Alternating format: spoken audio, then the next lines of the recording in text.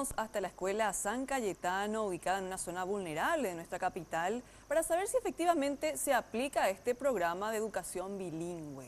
Los estudiantes dijeron que desean al menos recibir la enseñanza en guaraní o en yopará, al menos de matemáticas, por ejemplo. Eso es lo que desean los estudiantes, según lo que pudo escuchar nuestro compañero Mauricio Durán, que ya tiene todos los detalles de este recorrido. Mauricio, te escuchamos. Adelante.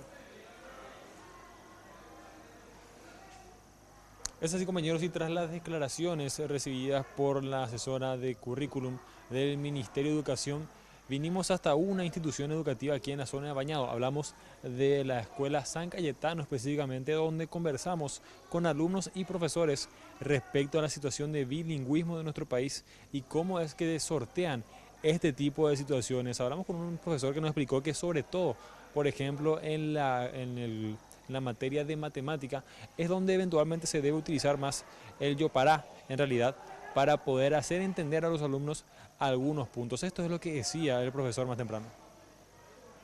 Lo que yo manejo más es la parte de matemática.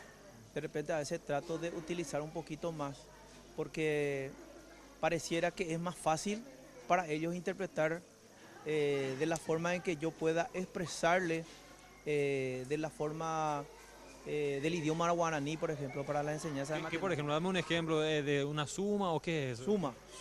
Suma sería también multiplicar, dividir también, un boya o multiplicar, entonces utilizar un poquito eso, de repente a veces ellos captan mucho mejor. Lo que nosotros agarramos es el tema de que utilizamos el lengua guaraní, de lo que ellos traen de su casa, lo que ellos aprendieron ahí, y de eso partimos, hasta qué punto ellos realmente hablan el guaraní, y de ahí partimos para poder encarar y dar lo que realmente es la parte de grafía, la parte de sonidos, todo ese tema de la escritura especialmente.